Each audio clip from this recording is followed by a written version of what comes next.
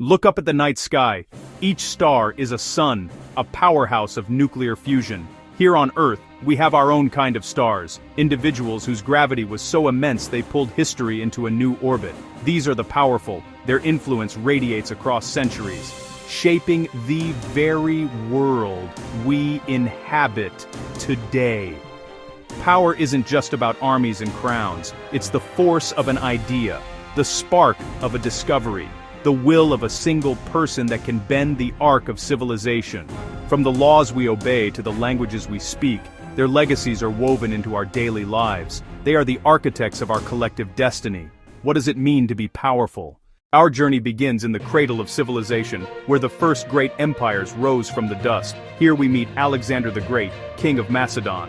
Imagine a young man who, in just over a decade, carved out one of the largest empires the ancient world had ever seen. His power was not just in his military genius, which was legendary, but in his vision. He blended Greek culture with the cultures of the East, creating a new, Hellenistic world. Cities named Alexandria sprouted across his empire, becoming centers of learning and trade. His actions connected disparate parts of the world, creating a cultural superhighway that would influence art, science, and politics for centuries to come. Next, we turn to the world of ideas, where power is wielded not with a sword, but with a question. Here stands Socrates, the Greek philosopher. He wrote no books and held no office, yet his influence is immeasurable. Socrates' power was his method, a relentless probing inquiry that challenged people to examine their own beliefs. He taught us to question everything, to seek truth through reason and dialogue. His student Plato would go on to document his teachings, and Plato's student Aristotle would tutor Alexander the Great. This chain of knowledge, this philosophical DNA, became the bedrock of Western thought. Socrates showed us that the most powerful tool of all is the human mind. As the classical world faded, new forces arose to shape the medieval era. In the deserts of Arabia, a man received a message that would change the world forever. He was Muhammad, prophet of Islam. His power was spiritual and social. He founded a new monotheistic religion, Islam, which rapidly spread across the Middle East, North Africa, and beyond. The teachings he conveyed, recorded in the Quran, provided not just a spiritual path but a complete framework for law, governance, and daily life for a new, global community. Within a century of his death, his followers had established a vast caliphate, a testament to the unifying power of a single, resonant idea. Further north, a new kind of empire was taking shape, one built on a horseback and unparalleled military discipline. Its leader was Genghis Khan, founder of the Mongol Empire. Born into a fractured landscape of warring tribes, he united the Mongols and unleashed them upon the world. His power was rooted in conquest. He created the largest contiguous land empire in history, stretching from the Pacific Ocean to Eastern Europe. While his campaigns were known for their brutality, the Mongol Empire also established the Pax Mongolica, a period of peace that secured trade routes like the Silk Road, facilitating an unprecedented exchange of goods, ideas, and technologies between East and West. In the heart of Europe, another kind of power was being forged. Not of steel, but of lead and ink. This was the work of Johannes Gutenberg, inventor of the printing press. Before Gutenberg, books were rare treasures, painstakingly copied by hand. His invention of movable type printing made it possible to produce books quickly and cheaply. This was a revolution. Knowledge, once the exclusive property of the church and the elite, was suddenly accessible to the masses. The modern world was born from scientific discovery and political upheaval. Standing at the dawn of this age is Isaac Newton, scientist and mathematician.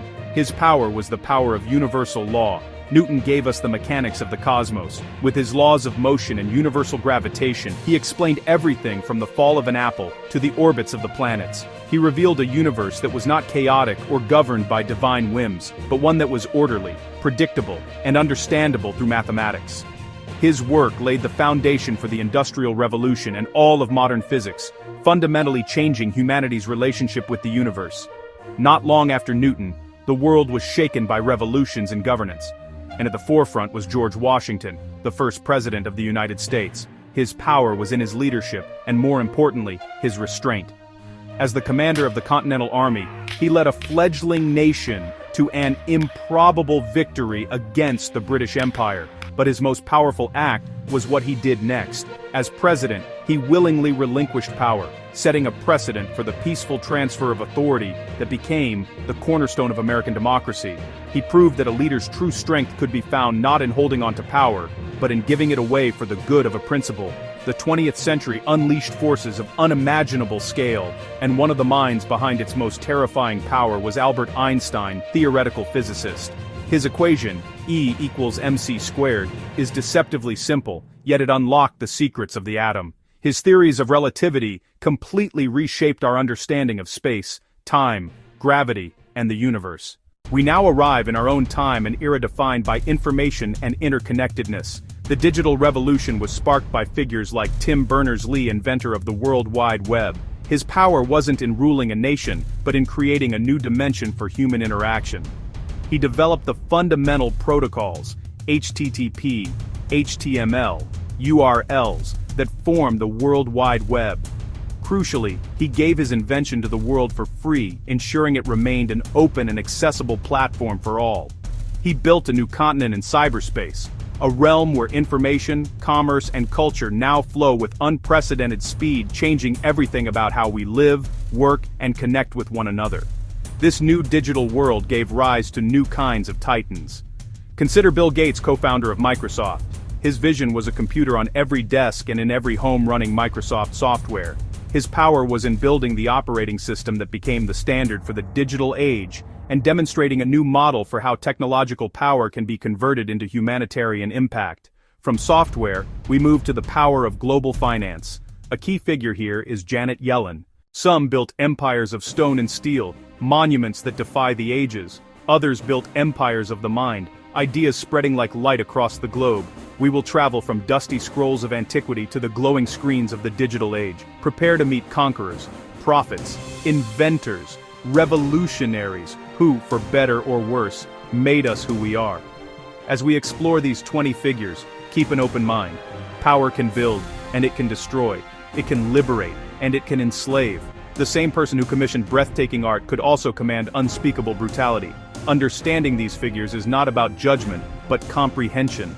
Their lives show that history is a narrative written by individuals who imagined a different world. Throughout history, these forces have been in a constant dance, a cosmic ballet of creation and destruction. One human life can indeed change the world. This journey is a voyage through time. We must ask, what is the most powerful force? Is it the conqueror's sword, the inventor's blueprint, the prophet's word? Perhaps the most powerful person in history is not on this list. Maybe it's the unknown farmer who first domesticated wheat, or the anonymous ancestor who first harnessed fire. And what about number 20 you? You have the power to learn to question, to create, and to share. In this hyper-connected cosmos, your idea could be the next spark that changes everything. True power might just be the potential that resides within each of us.